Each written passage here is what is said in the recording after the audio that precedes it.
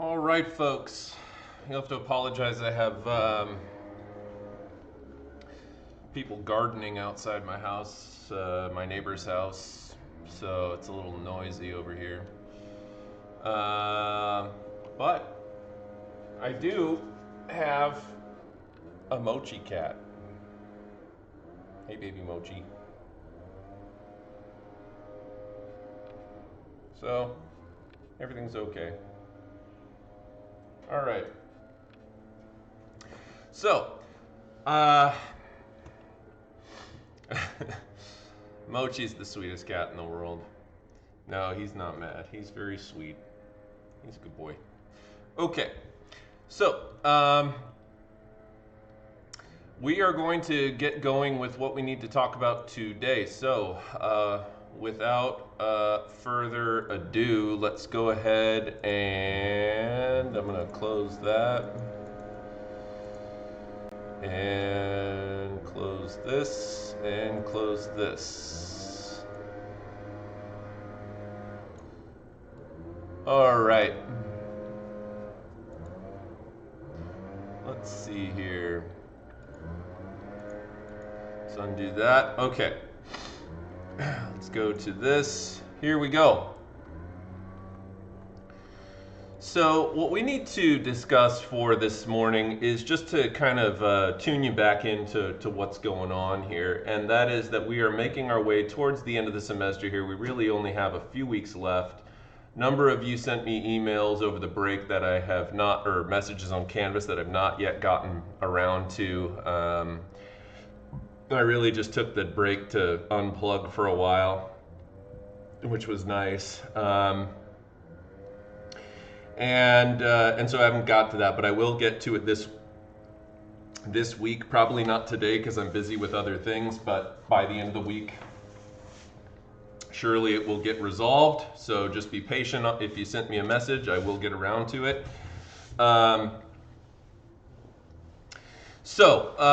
But I do want to just talk to you a little bit about getting you engaged in what's going on here.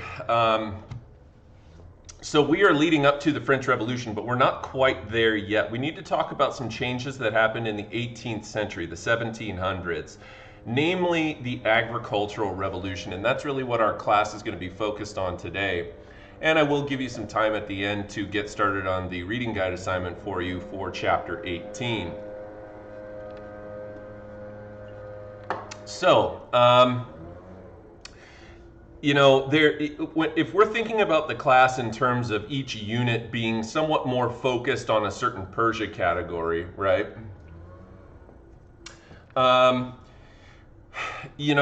Last unit talking about the scientific revolution and the Enlightenment was definitely, we had some economic focus talking about Adam Smith, but mostly intellectual focused, right? Persia categories, it would be intellectual.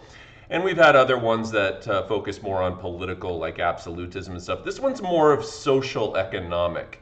So we're focusing more on social history and economic history in this unit, which is leading us up to the French Revolution here. And probably most of this will all just be kind of, combined together on the final so that we can be useful of and efficient of our time. So this is going to be basically chapters 18 and 19 to close the semester out, I guess the year 2020. And what we're looking at is changes in agriculture in the 17th and 18th centuries, the 16 and 1700s. So we are going back a little bit here once again, looking at another development that was going on in Europe during this period of time that we've been looking at of the 16 and 1700s.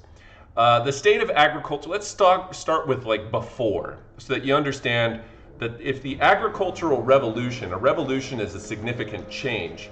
In order to understand a revolution, we have to understand what we're changing away from. So that's what we're going to take a look at first here today,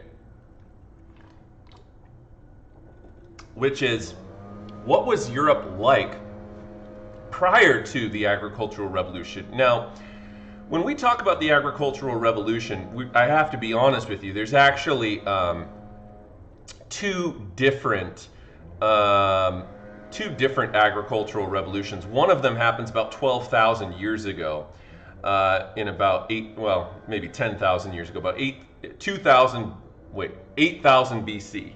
Okay, so it's 2020, about 10,000 years ago, the first agricultural revolution happened. This is in early days of man, where at some point humans stopped being nomadic tribes of people and started settling and cultivating on land permanently. And pretty much there were a number of developments that occurred, but a lot of it stayed more or less the same for centuries going back to the Middle Ages. By the time that we get to the 1700s, we're starting to see some new changes, what we sometimes call the second agricultural revolution, which can be a little bit confusing for students since we don't really talk about the first agricultural revolution in this class because it happened so long ago. But the second agricultural revolution happens relatively recently in the scheme of things. And the second agricultural revolution brought with it a number of economic changes that are significant because they pave the way for the Industrial Revolution to occur. And to be honest with you, there's going to be some very deliberate connections between the Agricultural Revolution and the French Revolution, which is the second half of this last few weeks that we're looking at here. And so talking a little bit about what it was like before the second agricultural revolution hit. The state of agricultural in this let me start over. The state of agriculture in the early 1700s, pretty much the standard of living for peasants and artisans had been about the same as it was in the Middle Ages, with only a handful of changes in certain regions. But largely, the vast majority of the European population lived and worked on farms. And that is, even in our modern day times, sometimes kind of hard to wrap our brains around because we live in a highly urbanized world today. In fact, one of the biggest changes that's happened in my lifetime in terms of global population is that right around 2005, when I was in college, the global population shifted from being a majority rural population to a majority urban population, so that when we look at Earth's population and where people on Earth live today, they live mostly in urban areas, and that's a major change historically for the human civilization. Humans have historically largely lived in rural areas and lived and worked as farmers. Here in the United States today, while we do have a lot of people living in rural areas in the United States, somewhere in the neighborhood of about, I'd guess about 40 to 50% of the population, 40 to 50% of the population is not farmers. Even if they're living in rural areas these days, they're still considered kind of urban workers in the sense that they have wage labor type jobs. They're not actually farmers. They may live in a rural area, but they commute to work at a factory somewhere, or they do some kind of job that isn't pertinent to farming.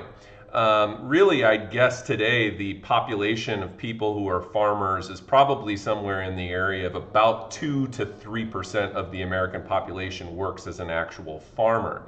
That's because our industrial economy today has, and really even beyond industrial economy to much more tech-driven economy, the vast majority of people in the United States work in some sort of service sector type job. Waiters in restaurants, hosts and hostesses of restaurants, and other types of higher level work like working in banks, working as janitors, working as teachers, working as lawyers, working as doctors, working as all sorts of different types of people. And these kinds of jobs are, they usually are higher level jobs. They pay a higher level income and stuff like that. But back in the olden days, the vast majority of people were farmers, and the types of farms that they worked on are not what you would probably think of as a farm today. The farms that they worked on had a tendency to be pretty small. They worked on certain plots of land that were designated to peasants. Peasants had certain common lands that they farmed and lived off of. They produced relatively low agricultural output. You know, if you were driving across country today and saw a farm, you'd probably, you know, think it's quite a huge operation. There's all, you know, farms can be absolutely massive in modern day times, and they produce a tremendous amount of food with just a little bit of labor. And the thing it's kind of opposite back in this time. They have a tremendous amount of labor on these farms, but the farms themselves don't produce a whole lot because of the way the farms were run. The techniques prior to the agricultural revolution meant that you had a lot of land that was just generally not really being used.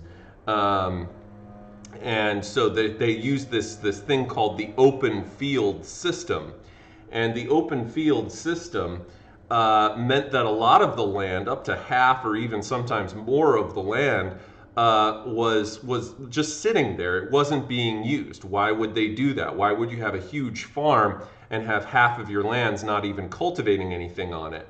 Well, that's because back in those times, people didn't really have a grasp of agricultural sciences. Remember that science was basically just a branch of theology at this time, and you had sciences applied to astronomy and stuff like that, but you didn't really have any science yet applied to agriculture. There was a very limited understanding of how things grew, a very limited understanding of biology, a very limited understanding of agriculture in general.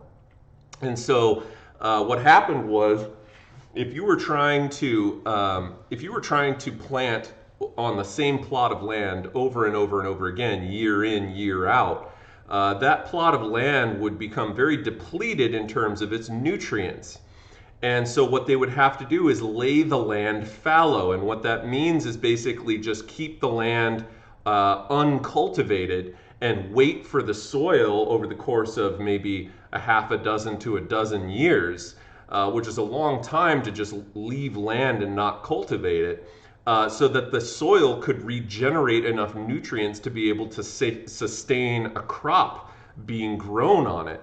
And so what they would have to do is, you know, leave large portions of depleted soil uncultivated so that it could regenerate and they could grow on it again. And that is not very efficient, right? Because you want to use as much land as possible so you can grow as much food as possible. But the practices of this time meant that when peasants were farming the land, they weren't really doing commercial style agriculture.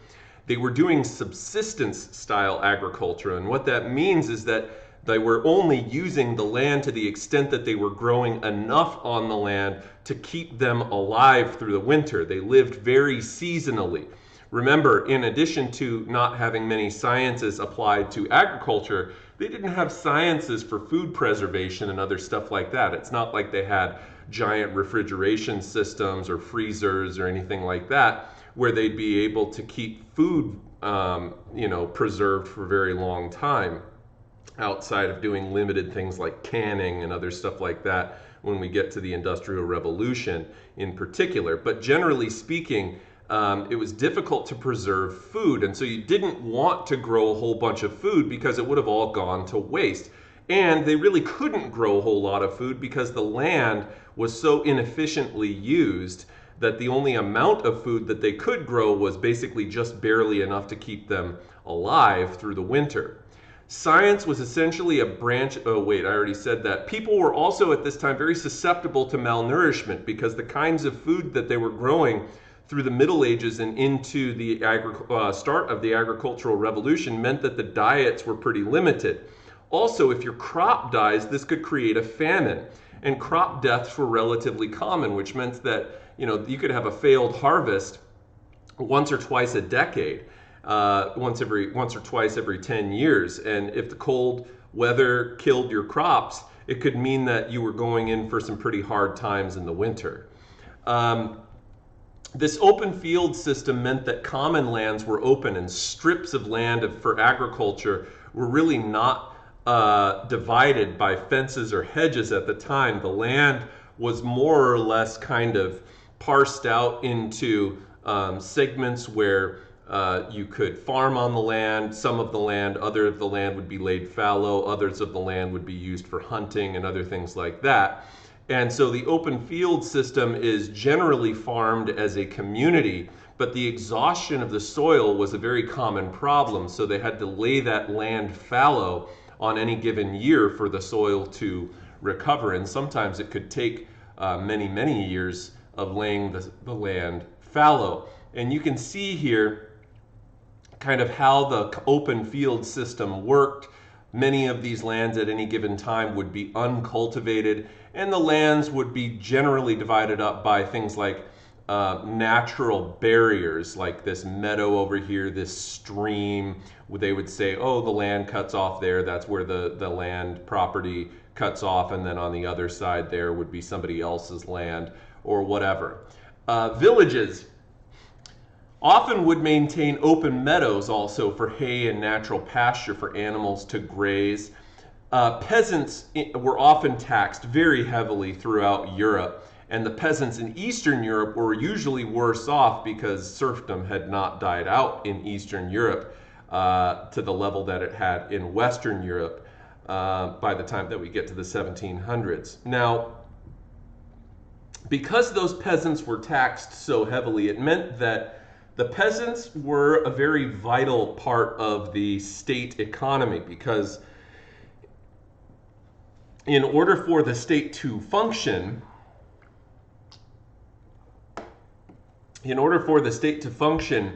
they relied on revenue from the taxation of peasants. And because peasants were taxed at a rate of about 50%, it meant that the peasant money that was collected from peasant taxation was very important for the state to be able to sustain itself and all of the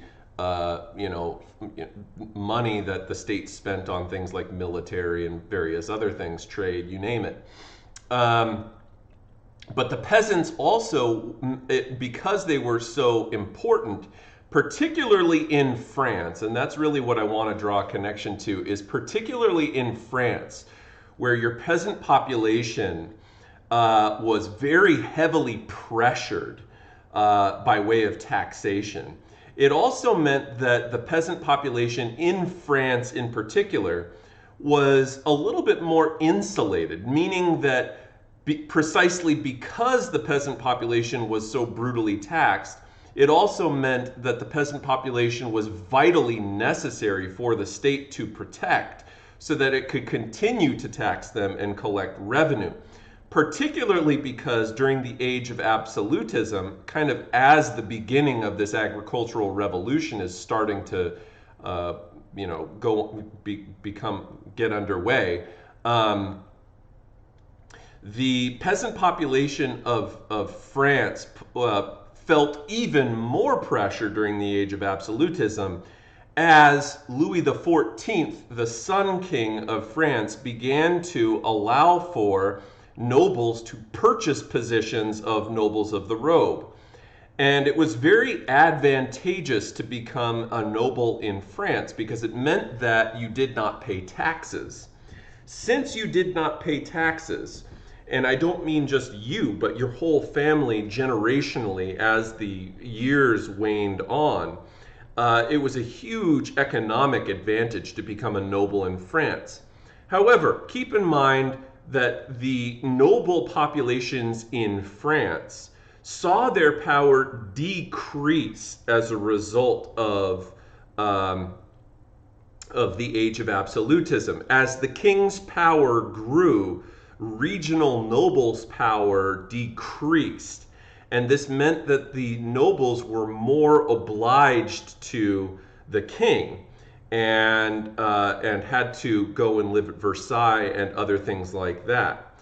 However, the other result of the population of nobles increasing in France is that because you had more people as nobles in France who were able to purchase their way into a noble position, that also meant that you had more people in France putting pressure on the peasants to be to be taxed or to collect taxes from those peasants.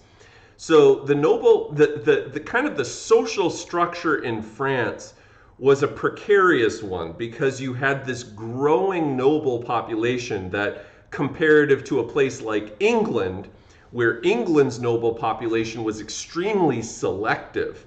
Really, the noble population in England, which is sometimes referred to as peerage, the English peerage population, which was the noble population of England, was comparatively much, much smaller and more selective than the English, or than the French noble population was, that was growing through the age of absolutism. Also in England, notably different in England, is that England wasn't absolutist. They were constitutionalist. And because of this, the nobles population in England actually grew over time, whereas the noble population in France saw their power subdued to an absolute monarch. Because England had nobles that were working in Parliament and making the laws of England, where in England the power of the king had been subdued, this meant that nobles in England and the selectivity of the noble population in England allowed them to create laws that increased the nobles' power and economic standing in England that we don't see happen in France at the same time. So we are going to see a lot of divergent differences in between England and France as kind of the two major exemplars of what happens during the agricultural revolution.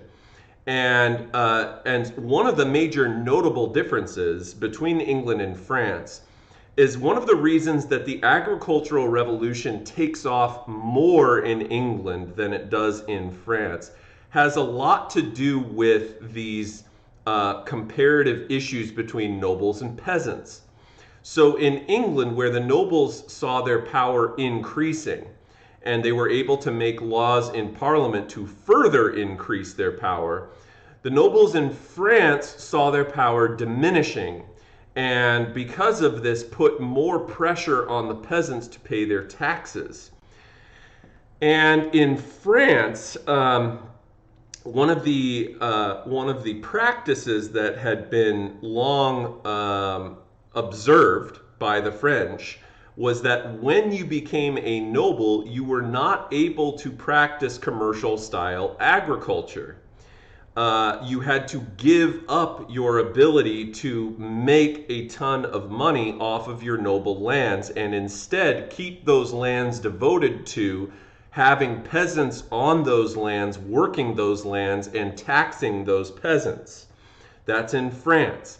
In England, a very different thing happens. In England, as a noble, because you paid comparatively a bit more in taxes as a noble in England than you did in France, in England the precedent was established where nobles were able to buy up smaller plots of land, consolidate those lands into very large land holdings, and then build enclosures, fences, and hedges around those lands.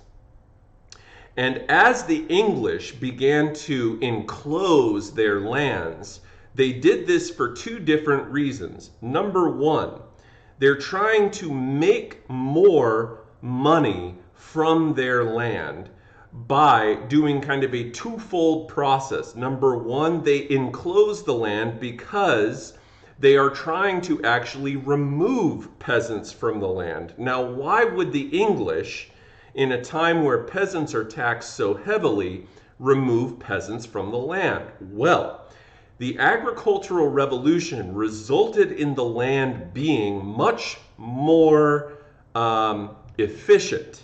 The farming started to produce a lot more stuff.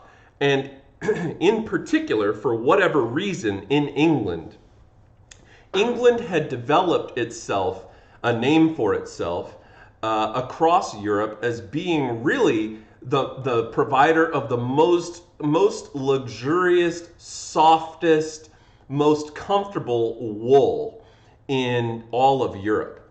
And English wool producers made tremendous amounts of money from the produce of having massive sheep farms, livestock farms. So in England, the orientation in the early days of the agricultural revolution in England put a heavy emphasis on putting sheep on the lands. And in order to have large livestock holdings, they didn't need, as the agricultural revolution progressed, they didn't need as many peasants on those lands. They needed more sheep on those lands. And so the English began systematically displacing peasants from the land so that they could consolidate those lands, enclose the lands, and put sheep on the lands. Now, why do you enclose the land? Well, precisely because you have sheep on the land, you need to keep the sheep on the land so that they don't wander off somewhere. So they would build hedges and fences around their lands. But then also, it would prevent other peasants who had been displaced from surrounding territories from coming onto your land and squatting on your land illegally. And so these changes in England see some major long-term effects for the peasant population. Now, the agricultural revolution, right, had a number of different features to it that we're going to be discussing here, particularly focusing on England, the Netherlands, which is like the Dutch Republic, and France became leaders for increased agriculture, industry, and trade, which resulted in significant population growth. And that needs to be one of the big takeaways from this unit, is that in the 16 and 1700s, we saw astronomical population growth, where the population of some of these places in Europe, France, England, the Dutch Republic, was growing at a rate of about, it was basically doubling every roughly 80 years, okay? That's significant population growth. And I wanted to just take a minute to show you something here, if I can find it real quick. Global population growth rate. And let's see if I can find an image here just to demonstrate to you how significant population growth has been over time. Population, well, let's just global population, let's just do global population graph. And let's see if we can find the one that I am looking for here. This one. This is the one I'm looking for. Open in new tab, and I'm going to bring this over here. So I want you to take a look at this chart here, and this gives you an idea of kind of what I mean. So this is the beginning of the first agricultural revolution here, which is about 10,000 BC. And the population of the entire planet in about 10,000 BC in terms of human population was about let's see here, they estimated it being, if I can, there we go, 2.43 million. And I want you to just track this over the course of human history. As we go throughout time, okay, the global population grows, but really from all the way from about 10,000 BC to about 2000 BC, so 2,000 years before Jesus, we're talking about, nearly 2,000 years before the start of the Roman Empire even. Okay, the population was still only 72 million globally, all right? If we move forward just another 1,000 years, look what happens. It doubles in 1,000 years. From 2000 to 1000 BC, it goes to about 115 million. By the time that Jesus is walking the earth, the population has once again increased by about another 70 million to about 188 million people globally. That was 2,000 years ago. In the last 2,000 years, I want to demonstrate to you what has happened to the global population of Earth. Going to the year 1000. Look at what happened in 1,000 years. Even from 0 to 1,000, so this is bringing us up to about 300 or 400 years before our class started in the year 1400, okay? To the Middle Ages, in the year 1000, just 1,000 years ago, we had about 300 million people on the planet. Just for the record, today in the United States, we now have more people just in the United States, okay, than there was globally 1,000 years ago. Let's move forward another 500 years, up to 1500. Look at what happens in 1500. This is right about the time that Columbus set sail on the ocean. The population of Earth in 1500 is estimated to still be below 500 million people in the year 1500. Guys, that was 500 years ago. 500 years ago is a long time, but in the scheme of human history, going back to 10,000 BC, look at for 11,500 years, the global population went from being 2.43 million to about 461 million. Now that's a lot, sure, that's a lot, but look what happens. 1600 goes from 461 million to 553 million. To 1700 goes to 603 million. To 1700, 1750, 811 million. To 1800, 989 million.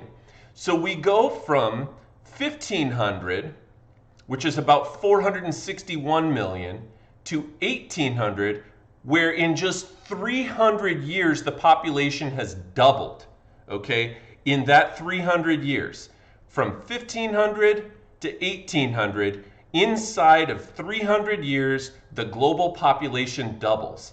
And now look what happens. Since in the 1800s is the Industrial Revolution, which is what we're going to be learning about when we get back from winter break. 1800 to 1850 goes to 1.26 billion to, look at this, 1900, 1.65 billion. And in the last 100 years, 120 years, we have gone from 1.65 billion people to today in the last 120 years, if I can get my mouse to even, I'm going to have to really, I'm going to have to really zoom in on this one here. I don't even know if I can get to that one. Okay, 2029, they're estimating that in the next 10 years, our global population is going to be at about 8.4 billion people. I want you to just consider this for a moment, folks, okay? That in the last 100 years, the global population has gone from less than 2 billion people to now being above 7 billion people, approaching 8 billion people globally, okay? Let me go over here. Any reactions to that? Okay, think about that population growth. It is almost, we are talking about numbers that are so incomprehensibly huge, it's almost hard to understate it, really. It's impossible to understate it or overstate it, okay? I want you to just consider here how much a billion is.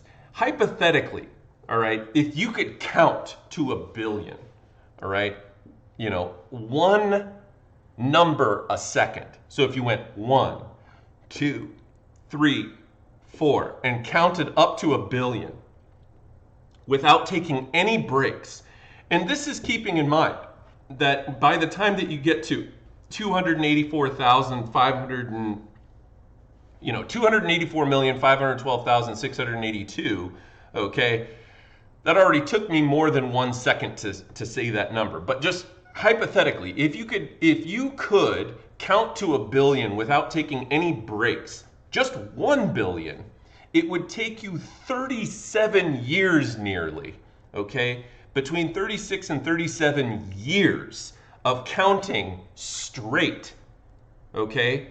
1,000, 2, 1,000, all the way up to 1 billion, 37 years, all right? That's how much 1 billion is, all right? And we are talking that inside of a century, our global population has increased by 7 billion people in 1 century. That means that in the last century, roughly, okay, a person is being born, 3, 4 people, roughly, are being born every second, all right? That, every second for a century, 3 to 4 people are being born, all right? More than people are dying. That means that global population is growing hugely. I mean, and it will continue to grow. And this is why when we think about modern problems, all right, and you hear about climate change and things of this nature, when you think about the population growth of the last century or two, it stands to reason that there would be some very real global implications of human interactions with Earth over the course of the last century that have resulted in human-caused Earth changes. There's a lot of scientific evidence to substantiate how humans have affected the globe. And there is no doubt that in your lifetime, these global implications are going to be things that maybe one day some of you end up finding work in, that we don't even, that maybe the jobs that we will have in the next 10 to 20 years will be ones that even don't even exist today, that you'll be one of the people of the generation of youth coming up in the education system today who are going to be faced with entering into a career that directly relates to solving these problems of humans' interactions with Earth and the effects that that's having on Earth and how to keep the planet sustainable for humanity on Earth. All right, so anyhow, getting back to the agricultural revolution.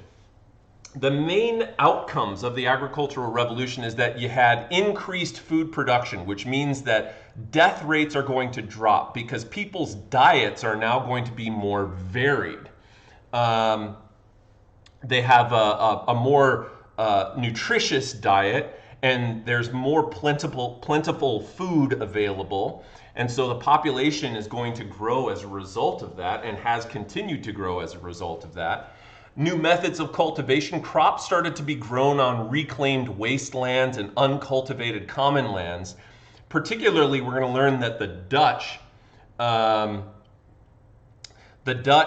were very, they're very much the pioneers of coming up with new drainage and irrigation methods that allowed them to take lands that had previously been these swampy wetlands, lowlands, marshlands that were completely uncultivatable because they were too swampy to grow anything on.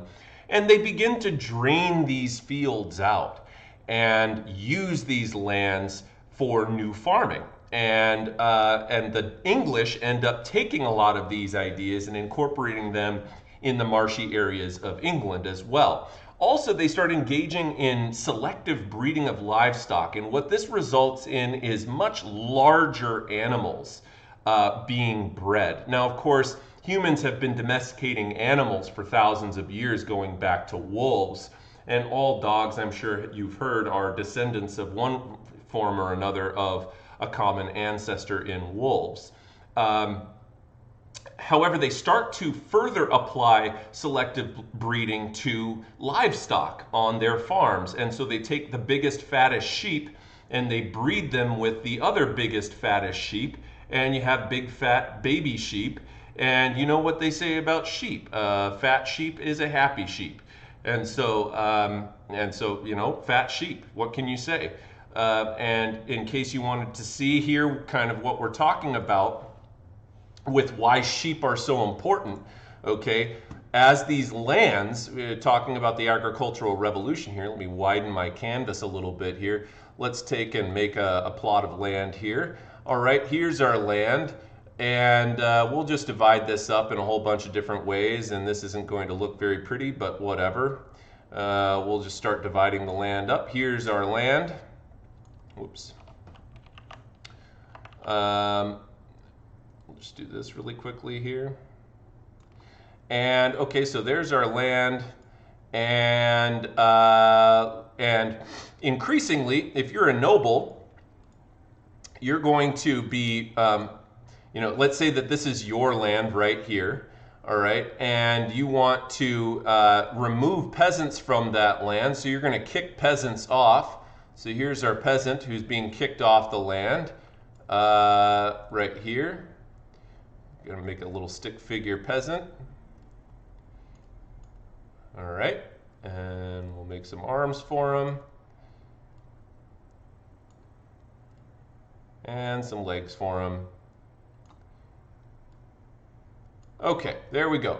There's our stick figure, our peasant being kicked off the land, and now we're putting sheep on the land. So I'm going to just go ahead and draw a quick sheep here. Okay, here's my sheep.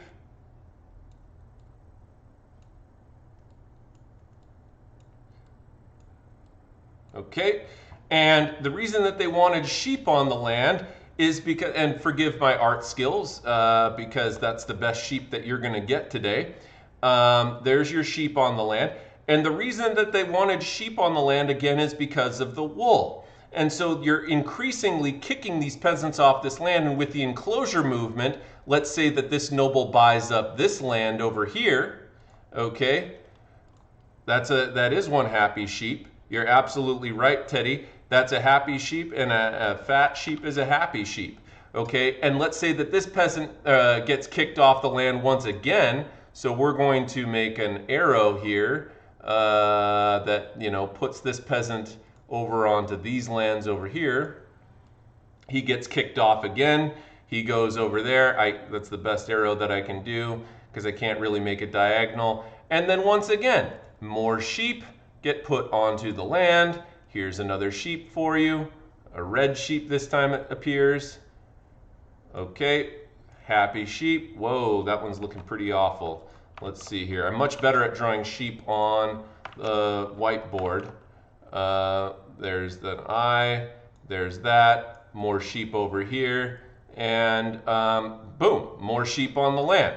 And you start enclosing this land. So you start building hedges around it.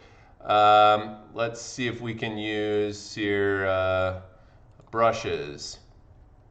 So you start putting hedges on your land that enclose the land together, okay? And then maybe you get a new plot of land over here, and I'm doing this extremely sloppily right now because there's other stuff that I have to do, but you start building hedges around the land to keep those peasants off the land. All right, so that's kind of a demonstration of what we're seeing happen during the enclosure movement. Science and technology start to be applied to agriculture as well. Low countries, the Dutch in particular, led the way here with Cornelius Vermuyden, who was a an early Dutch thinker of his time. And the population growth in those areas meant that they needed more food and they had limited farmland. So they started coming up with new innovations for draining the farmlands that were too marshy to farm anything on, and begin to use them in a new way.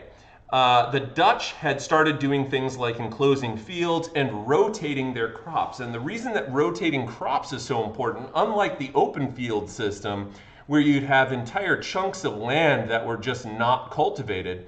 What you start to do in the open field system is, if this is your plot of land, and we'll just really quickly divide this up, I'll do this as fast as I can. If this is your plot of land, and it probably wouldn't have been nice and square like this, but let's just say that it was, and you're growing on one hand, on one hand you're growing corn over here. Okay, so there's corn, and then you've got like, clover here. All right, there's some clover, and then you've got some beans over here.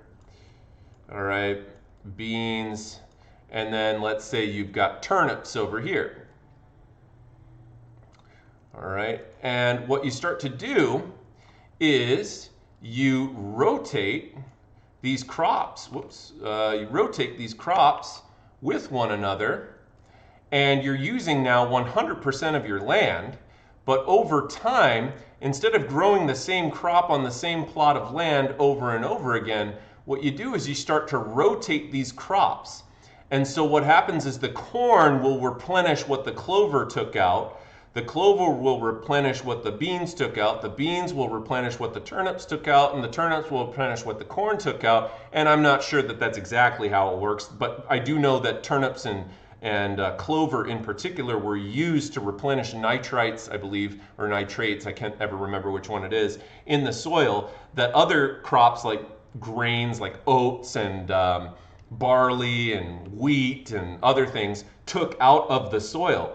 And they rotate these crops because, even going back to Native American cultures realize that if you grow beans, squash, and corn together, it keeps the soil alive longer, or nourished longer, so that you can keep growing the same things on it over and over and over again without losing nutrients. And so the Dutch and the English start to incorporate some of these same techniques so that you don't have to lay entire areas of land fallow and let the soil regenerate naturally on its own anymore.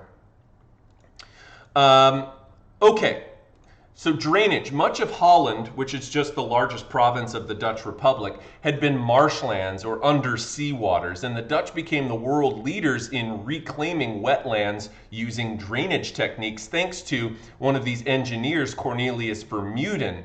And these drainage techniques, as I said, the English, very similar to the way that the English stole the Dutch banking and trade techniques, the English also stole several of the Dutch drainage and agricultural techniques. Look at this. By 1870, crop yields had tripled in England since 1700, with only a 14% increase in people working the land. Now, even though we are seeing a 14% increase in people working the land, we have to understand that we're seeing like a 300% increase in population at this time.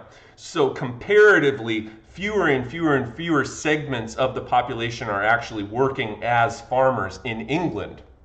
But the lands themselves are becoming actually far more productive, with fewer people working them, thanks to some of the introductions of these new farming techniques, as well as new technologies, fertilizers, and other things that they begin to use during the agricultural revolution. Okay, so crop rotation in England was pioneered by Viscount Charles Townshend, and he applied the Dutch techniques of crop rotation using nitrogen-rich crops like turnips, peas, beans, clover, potatoes, things like that. And when you plant these crops alongside other crops like grains, like oats and barley and wheat and other stuff like that, what ends up being the case is that you're able to grow much more of those things and use those crops to feed your livestock. And that really ends up being what a lot of the English agriculture gets used for, is not only just to feed the population which was growing at that time, but also to feed the growing population of livestock that they were using to produce wool in England at this time. Now, they nicknamed Charles Townshend Turnip Townshend because Turnip Townsend, turnips were the main crop that Charles Townsend advocated using in crop rotation to replenish nutrients of nitrogen depleted soils. And so Turnip Townsend, and so if and beets as well. And so that's why I always say, and I'll go ahead and type this in here for you. Here's a Euro quote. Here's a Euro quote for you.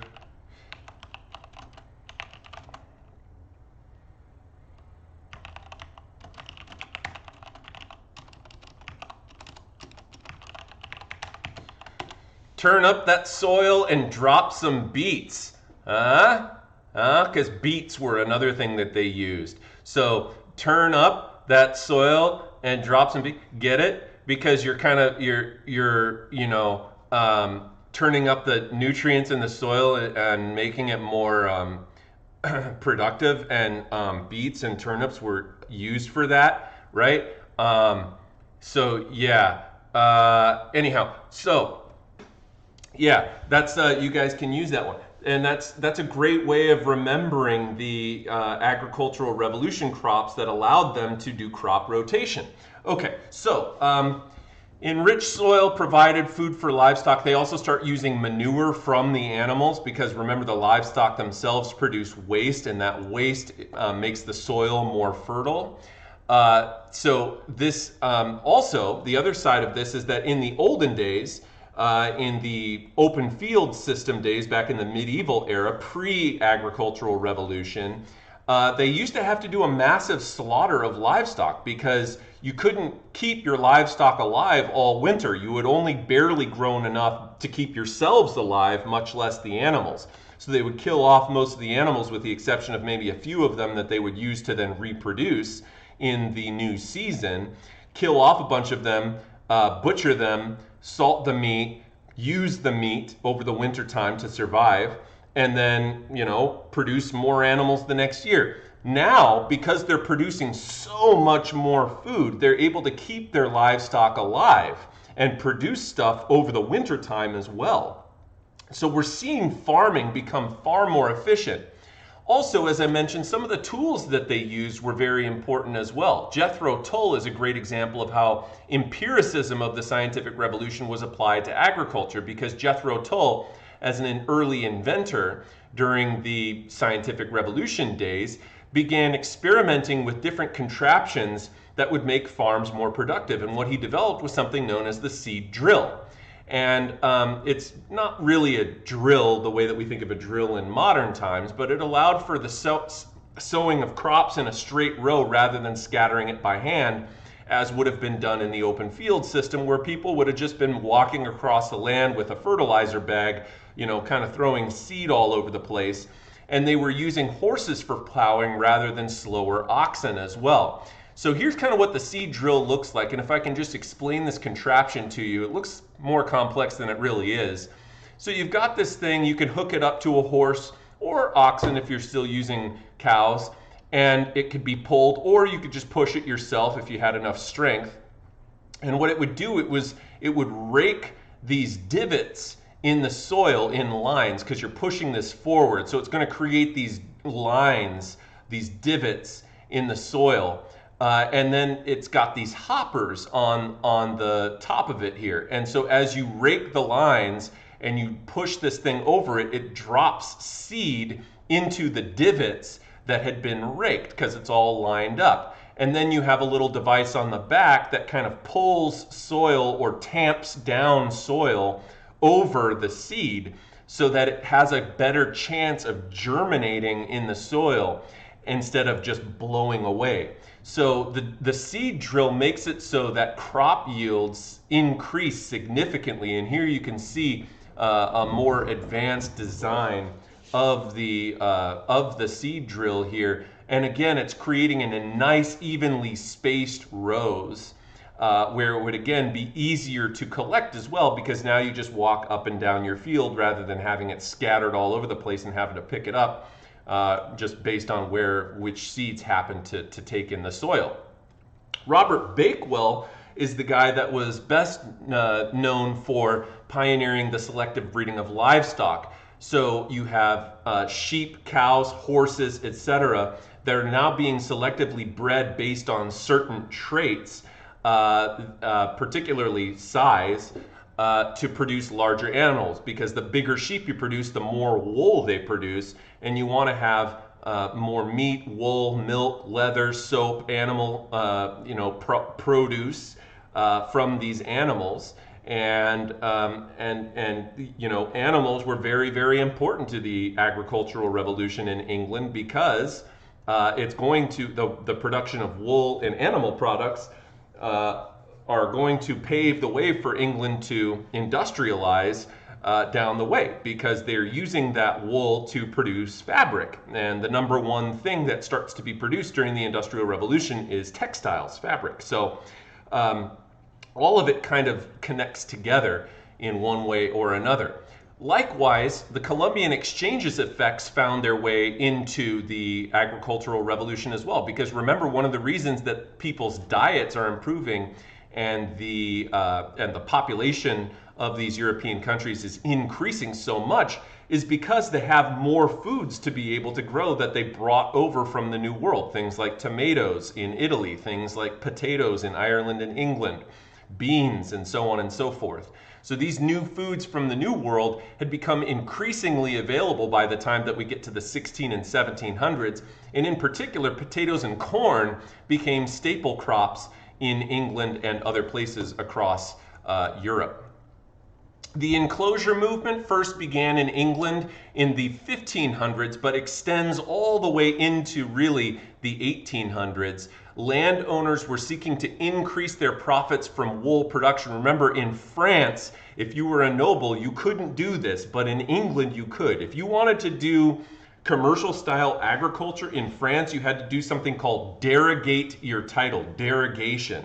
All right, and if you derogated your noble title, you were essentially giving up your title as a noble. You would have to go back to paying taxes, and sure, you'd be making a bunch of money on your commercial land, but you'd also have to pay the taxes on that land.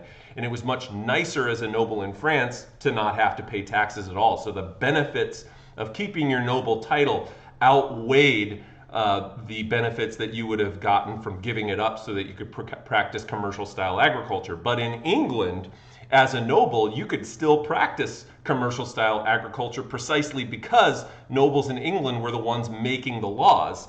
And of course, that's pretty corrupt, because of course they're going to make laws that improve their own social standing and power.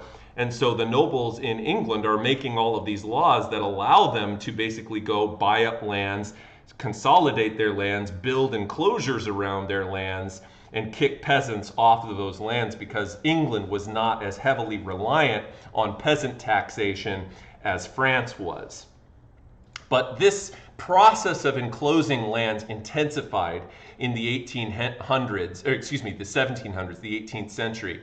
And it was the end to the open field system. We saw much more of the common pasture lands start to be enclosed, common lands where peasants had previously been able to farm relatively freely and live off the land now start to be converted into livestock farms, and the peasants are systematically removed from those lands. And that too contributes to the process of industrialization later, because the more land that is being enclosed and used for commercial style agriculture in England, the fewer peasants are living on that land, which means you have a growing population, but a decreasing need for labor on land, on farmlands across England.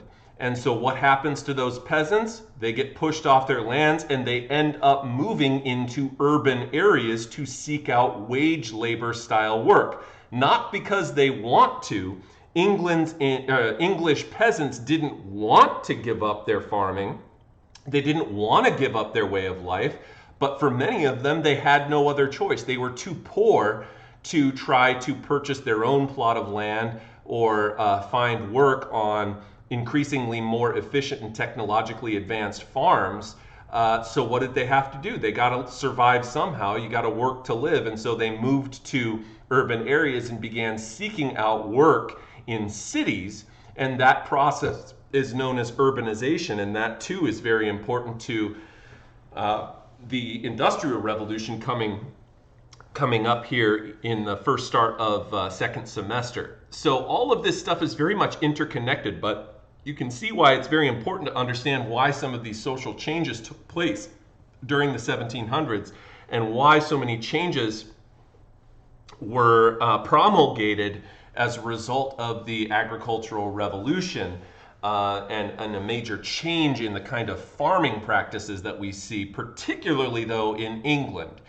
And so there was another thing that I was going to mention about this, and that is that if you were a farmer of relative wealth, you had, let's say, been kicked off your land, but you still had enough money.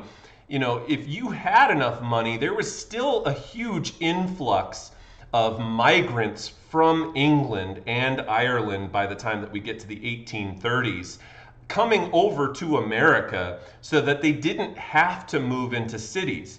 You guys have to understand that even though in modern times we look at urban life as pretty normal, pretty commonplace, these days most people, if you tell them, hey, would you like a job where you show up, work a 9-to-5 job and get paid for it? Most people would be like, heck yeah, sign me up for that. I want to make some money. But you have to understand that for most peasants during the agricultural revolution, they really didn't want to leave their land.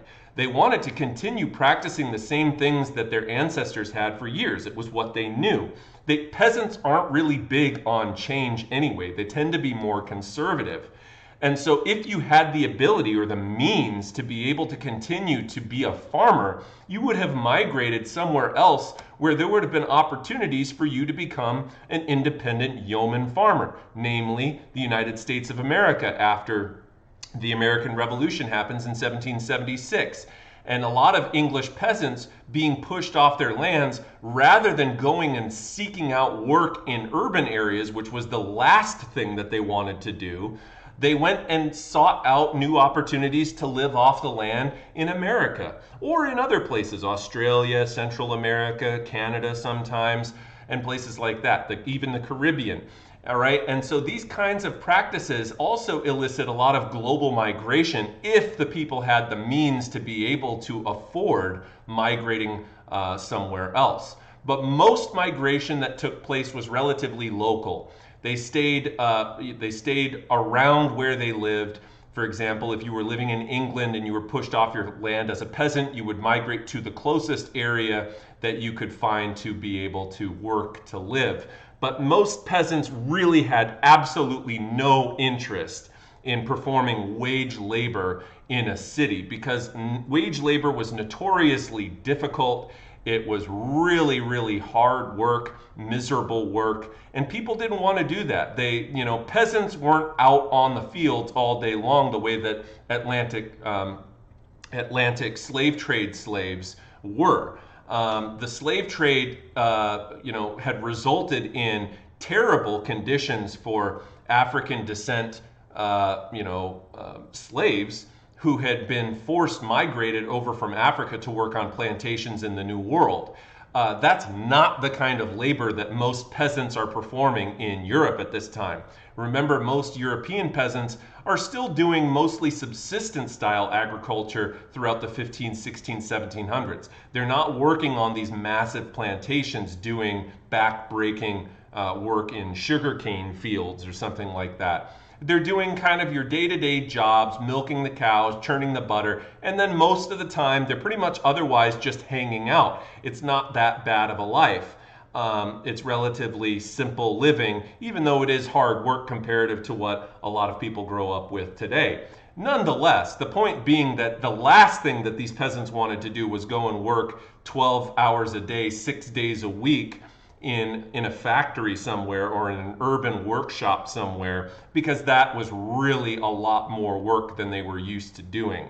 And so anyhow, the changes that we see affecting the peasant population are made more exaggerated by the Industrial Revolution as time progresses onwards from the unit that we're in right now. Anyhow, folks, this gives you an idea of what an enclosure kind of looks like. You can see it's not a very high resolution image here, obviously, but you can see the enclosures that are parceling out this land into segments where the land would be divided up. And you can even still see here some lands that are parsed out for maybe they have the land laying fallow in fewer places or whatever, or these are lands that are being used for other types of things. Who knows what it's being used for? But this is kind of what the enclosure movement looks like in terms of modern day agriculture. And the commercialization of agriculture results in large-scale landowners prospering and investing in new technologies of machinery, breeding, cultivation methods, and we see an increase in the number of large and medium-sized farms. And just to wrap up kind of what I'm talking about here, in the Middle Ages, this is very much what the lands would have looked like. You would have had large regions where peasants lived on these common lands. But the nobles started to take over these common lands because they were already the nobles' property anyhow, and then turn these into commercial style endeavors. And so as the nobles start to gain larger tracts of land, they start building those enclosures around the land, consolidating that land. And as you can see, you have fewer independent farmers here across the map that are able to make a living on their own little plot of land as more and more and more of these different colors start to get bought up and absorbed into these large, commercial-oriented, noble-held lands, and fewer independent farmers. And this is what really results in the major migration changes that happen in England by the time that we get to the mid-1700s. And once again, here's just another map of the result of the enclosure movement. Previously, this was Appleby, England. You can see that it's kind of, open, and you would have had different kinds of peasants living on various common lands. And by the time that we get to the year 1800, all of these lands have now been enclosed, and these regions would have been much more specifically devoted to the various nobles living on the land towards the ends of commercial livestock farming mostly. All right. And that brings us to where I wanted to leave off for today. So the new reading guide is already ready for you to go. It's 15 questions that'll be due on Wednesday morning. And I know there's not a whole lot of time in class left today, but you're welcome to use the last little bit of class to get started on that if you so choose. Other than that, that's where I'm going to leave off for today. So have a wonderful rest of the day and welcome back.